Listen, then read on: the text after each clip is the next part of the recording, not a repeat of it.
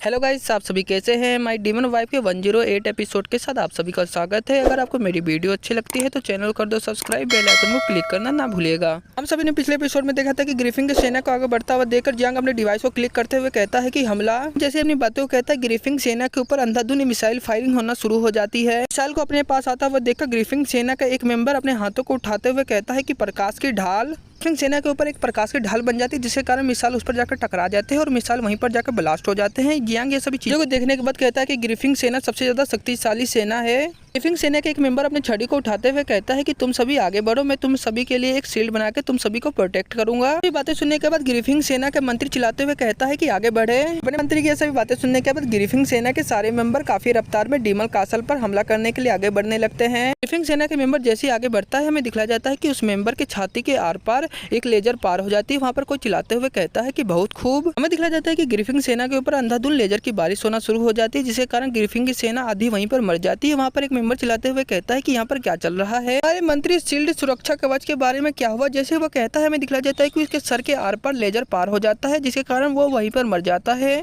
बेला अपने सैनिक laser gun के साथ आगे बढ़ते हुए कहती है कि यह हमारी वायु सेना है। बेला काफी रफ्तार में आगे बढ़ते हुए अपने सभी सैनिक से कहती है कि ग्रिफिन सेना का सफाया कर दो। ये सभी बातें सुनने के बाद सभी सैनिक चिल्लाते हुए कहते हैं कि ठीक है।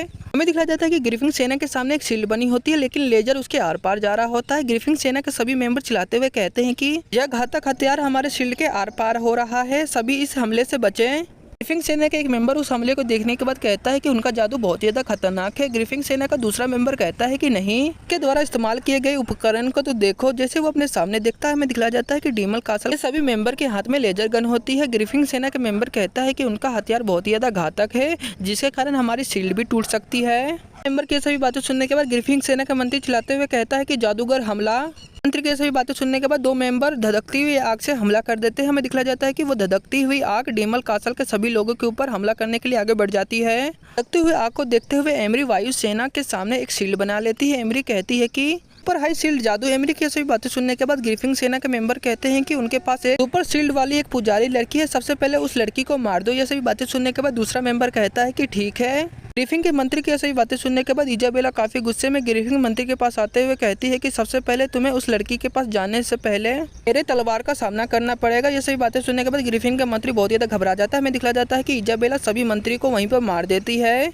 युद्ध को दूर से देखते हुए इजाबेला के सभी सैनिक हंसते हुए कहते हैं कि मानव जाति बर्बादी की स्थिति पर है, हम खेलने के लिए कब जा रहे हैं। दूसरा सैनिक कहता है कि चिंता मत करो, महामहिम के आदेश की प्रतीक्षा करो। इन्हें अपने मन में सोचते हुए कहती है कि हमारी लॉर्ड ने इसके बारे में क्यों कुछ नहीं किया। हमें दिखला जाता है कि ग्रिफिन का मंत्री डीमल पर हमला करने के लिए आगे बढ़ जाता है। जैसे वो हमला करता है, हमें दिखला जाता है कि उसके ऊपर लेजर की बारिश हो जाती है। डीमन ग्रिफिन के एक मेंबर को देखने के बाद बहुत ही ज्यादा चौंक जाता है।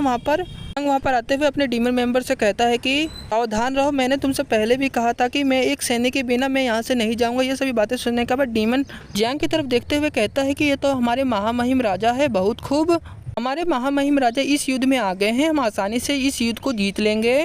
जियांग सभी से ब्लूटूथ कनेक्ट करते हुए कहता है कि हालांकि हमारे पास ऊपरी हाथ है, लेकिन हम सभी को सावधान रहना होगा, क्योंकि तुम्हारे परिवार से वादा किया था कि मैं तुम सभी को घर जिंदा जाने दूंगा। यह सभी बातें सुनने के बाद सभी डीमन कहते हैं कि ठीक है हमारे महामहिम, हम सावधान रहेंगे। सैनिक नीचे से देखते हुए कहते हैं कि शेर और बकुला के रेजिमेंट इतनी तेजी से क्यों घट रहे हैं। ग्रिफिन सेना मरने वाली है। दूसरा मेंबर चिल्लाते हुए कहता है कि तुम चुप रहो, हम पीछे नहीं हट सकते। रीजन के सैनिक ये सभी बातों को खत्म ही करते हैं। हमें दिखला जाता है कि उनके सामने एक बड़ा सा आग का गोला आकर गिर जाता है, जिसके कारण वो पूरी तरह से जल जाता है। हमें दिखला जाता है कि रीजन के सैनिक के ऊपर आग के गोले के साथ बारिश हो जाती है। सभी सैनिक चिल्लाते हुए कहते हैं कि यह क्या है। दूसरा सैनिक चिल्लाते हुए कहता है कि यह तो मिट्टी के टेल से डूबा हुआ यह तो बड़ा सा चट्टान है। हमें बहुत सारे डीमन का सीन दिखलाया जाता है। वो सभी डीमन हंसते हुए कहते हैं कि इतना खा सकते हैं, उन्हें उतना ही खाने दो। यह सभी चीजों को देखते हुए लीना घबराते हुए वहाँ से भागते हुए अपने मन में सोचते हुए कहती है कि ऐसा नहीं हो सकता। अगर ऐसा ही चलता रहा तो मानव जाति का साम्राज्य पूरी तरह से बर्बाद हो जाएगा। लीना को भागता हुआ देखकर मोस्टर घबराते हुए कहता है कि कमांडर आप कहाँ जा रही हो, हमें आदेश कौन देगा। लीना कहती है कि मैं देख रही हूँ तुम बहुत ही अच्छा आदेश देते हो, इसलिए यह सभी चीज मैं तुम पर छोड़ती हूँ। हमें दिखला जाता है कि रीजन के रथ के ऊपर जैसे ही एक आग का गोला आता है, वहाँ पर सातों आकर उस आग के गोलों को बीच से काट देता है। हमें दिखला जाता है कि टीचर रीजन से कहता है कि अगर ऐसा ही चलता रहा तो हमारे पूरे सैनिक मारे जाएंगे। ये सभी बातें सुनने के बाद रीजन चिल्लाते हुए कहता है कि तुम चुप रहो। रीजेंट कहता है कि मैं अभी उस लड़के जियांग का इंतजार कर रहा हूँ। ये सभी बातें सुनने के बाद आतो मुस्कुराते हुए कहता है कि हमारे रीजेंट वो लड़का हमारे सामने ही है। हमें रीजेंट की सेना के ऊपर इजाबेला और जियांग का सीन दिखलाया जाता है। वो ऊपर से देखते हुए कहते हैं कि रीजेंट, मैं जियांग दानो दौर के कबीले का राजा, मैं आपसे बात करना चाहता हूँ। इसी के साथ ये एपिसोड यहीं खत्म होता है। हमें अगले एपिसोड में पता चलेगा कि जियांग रीजेंट से क्या बात करता है। मैं आप सबको बता दूं कि इसका अगला एपिसोड मैं कुछ 2 घंटे में अपलोड कर दूंगा, क्योंकि इसका अगला एपिसोड मुझे मिल चुका है। मैं जल्दी जल्दी अपने चैनल पर अपलोड कर दूंगा।